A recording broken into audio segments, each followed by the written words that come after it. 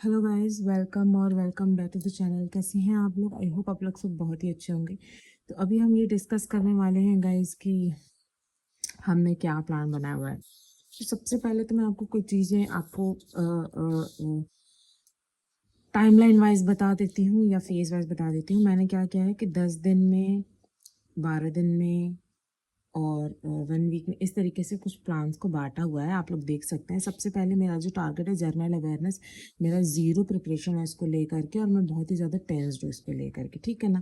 तो इसके लिए मैंने डिसाइड किया है कि मैं पहले 3 मंथ का ही सीए पहले टारगेट करने वाली हूँ। अगर ये मेरे से अच्छे से हो जाता है अच्छे तरीके से, और उसके एमसीक्यूज में मेरे मार्क्स आने लगते हैं अगर, तो ही मैं इसके आगे करूँगी, वरना मैं नहीं करूँगी। सिर्फ 3 मंथ पे ही मैं फोकस करूँगी और इसको अच्छे से कंटेस्ट करूँगी। मेरा ये मानना है कि जितना कर उसको अच्छे से करो। हम पूरा एक साल का कर लें, इसमें हमसे एक भी नंबर ना आए, उससे अच्छा कि हम लास्ट 3 मंथ का बहुत ही अच्छे से करें। तो बैंकिंग अवेयरनेस की मुझे एक क्लास डेली लेनी है। मैंने एक प्लेलिस्ट निकाली है यूट्यूब पे शीतल मैम की। उसमें उनके कुछ 18 या 19 लेक्चर्स हैं। तो मैं एक लेक्चर डेली करूँगी अगर, तो ये बैंकिंग अवेयरनेस मेरा हो जाएगा 15 से 20 दिन में, ठीक है ना।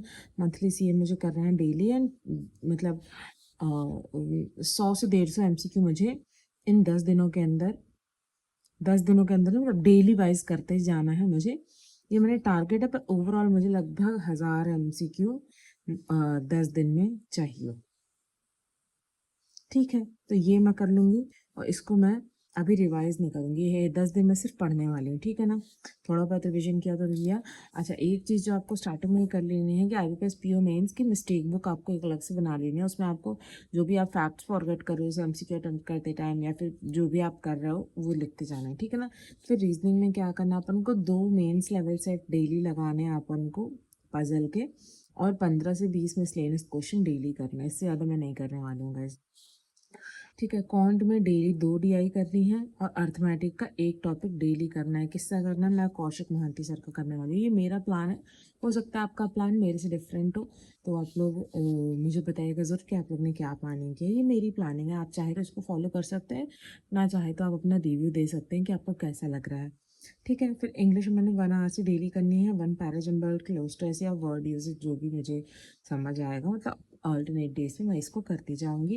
एंड मैं इसके अलावा 10 से 15 मिसलेनियस चीज़ें करने वाली हूँ, जैसे कि ग्रामर के जो क्वेश्चंस होते हैं ये वगैरह है। मैं तो 5-5 का 2-3 तरीके का सेट में करने वाली हूँ। ये मेरा डेली हो गया 10 दिन के लिए, ठीक है। फिर टाइम आया 8 सितंबर से 28 सितंबर, इसमें हम सेक्शनल स्टार्ट कर देंगे गाइस, देखिए। ये है डेट 8 सितंबर से 20 सितंबर। इसमें हम सेक्शनल स्टार्ट कर देंगे अपना। जीए में हम कर लेंगे वही मैंने कहा ना कि पहले 3 मंथ का सीए करूँगी और अच्छे से करूँगी। इसमें हम 50%, अगर मेरे अच्छे मार्क्स आए तो 50% न्यू सीए और 50% रिविजन करूँगी मैं, ठीक है। और इसका ये रहने वाला है कि रीड, फिर एमसीक्यू, फिर रिवाइज नेक्स्ट डे, और फिर 3-4 दिन बाद वापस रिवाइज करो, फिर वीकली एक पूरा प्रॉपर टेस्ट दे दो, है ना। तो इस तरीके से हम करने वाले हैं। और ऑल्टरनेट डेज पे मैं इस तरीके से सेक्शनल देने वाली हूँ। जैसे एक रीजनिंग का, एक जी का दे दिया, एक कॉन्ट जी का दे दिया, एक रीजनिंग इंग्लिश का दे दिया, फिर एक कॉन्ट इंग्लिश का दे दिया। ऐसे कर करके मैं ऑल्टरनेट डेज पे 2-2 सब्जेक्ट का देने वाली हूँ, ठीक है ना। तो फिर उसके बाद ये भी 20 सितंबर तक का भी 12 दिन बीत गए, है ना। तो ये हो गए अपने 10 डेज, ये हो गए अपना 12 डेज, ठीक है ना। फिर उसके बाद अपने पास ये जो लास्ट वीक बचेगा 21 से 28 वाला, उसमें अपन फुल मॉक देंगे वीकली 2 या 3, ठीक है। और इसमें अपन 2 से 3 आवर अपन इसको प्रॉपर एकदम थॉरो रिवाइज एनालिसिस भी करेंगे, ठीक है ना।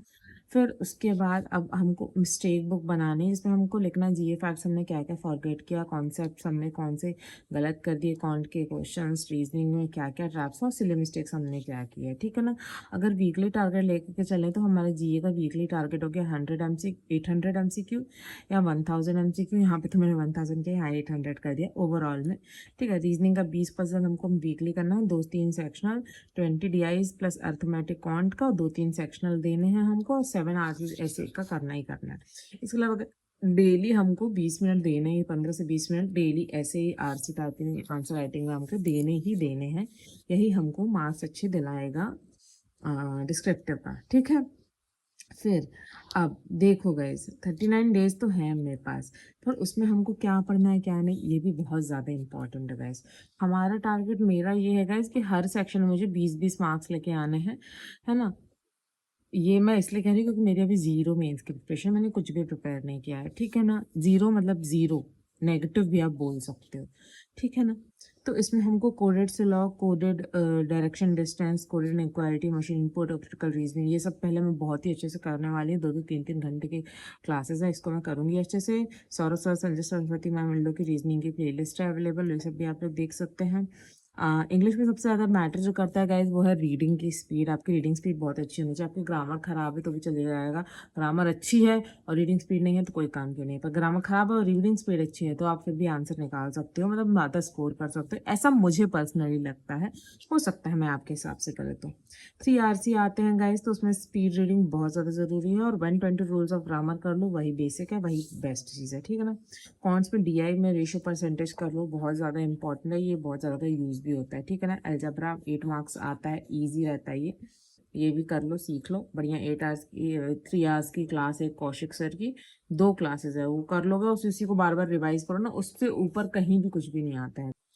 नाउ गाइस, क्वांट का तो ये हो गया कि हमको अलजेब्रा करना है। स्पीड मैथ जो है वो भी मॉडरेट लेवल का आता है, 5 मार्क्स का, ये भी इजी है ना। तो 8, 5, 13 नंबर तो अपन को ऐसे कर लिए हैं। बाकी अगर DI है एक आठ तो अच्छी से बन गई गाइस, तो अपना 20 नंबर आराम से आ जाएंगे इसमें, ठीक है ना। अर्थमेटिक में 5 चैप्टर्स कर लेने हैं और उसमें हमको फुल कमांड बनानी है। फिर उसके बाद जब तक फुल कमांड नहीं आती तब तक नेक्स्ट पे नहीं जाना है, ठीक है ना। मैंने क्या बोला, 10 चैप्टर कर लो और एक भी नंबर ना आए, इससे अच्छा 2 चैप्टर करो पर ढंग से करो कि इसमें नंबर आए, ठीक है। फिर उसके बाद अपन को GMA स्मार्ट कीड़ा के मॉक्स देना है, क्योंकि बहुत सारे क्वेश्चन स्मार्ट कीड़ा से आते हैं, ठीक है ना। एंड किसी भी टीचर से पढ़ सकते हो पर मॉक जरूर स्मार्ट कीड़ा का देना है। वन थिंग है, इंग्लिश जो है ना, अभी आजकल उसके वोकैब जो है वो ईजी आने लगे हैं। 20 नंबर का कर दिया है अब इंग्लिश को, तो वैसे ही कब तो कम का आ रहा है ना। तो इंग्लिश में अपन को मैक्सिमम मार्क्स जो है अपन को स्कोर करने की कोशिश करनी है। 20 में से 20 भी लाओ तो भी बढ़िया है, वैसे तो टफ होगा बट हाँ, कोशिश ये करनी है कि अपन को मैक्स मार्क्स ले आए, ठीक है ना अपन इसमें। एंड ये पुराने क्राइटेरिया के हिसाब से मैंने बोला है कि 18 से 20 मार्क्स हर सब्जेक्ट में, बट हाँ मोर कोशिश करना है कि मैक्स मार्क्स लाए। तो मैं इनिशियल टारगेट अपने लिए, ये मेरा पर्सनल टारगेट है, कि आपका अलग हो सकता है ये मेरा पर्सनल टारगेट है कि मैं अभी 20 ही फोकस कर रही हूँ बाकी के 3 सब्जेक्ट में। इंग्लिश में भी 20 कर रही हूँ भगवान 20 में से 20 हो जाए मेरा, है ना। तो चलो ये अच्छा, एक और चीज़, आप एक बार ना जैसे न्यू हो तो आप इंग्लिश का एक ना सेक्शनल मॉक दे करके देख लो कैसा जा रहा है, आपको अपना लेवल समझ आ जाएगा कि आपको किस तरीके से पढ़ाई करनी है, हाँ। चलो, कैसा लगा मेरा ये प्लान, आप लोग मुझे बताना ज़रूर, ठीक है। चलो बाय। वीडियो अच्छा लगा तो वीडियो को लाइक करके चैनल को सब्सक्राइब कर दो। मिलते हैं नेक्स्ट वीडियो में, तब तक के लिए बाय गाइस।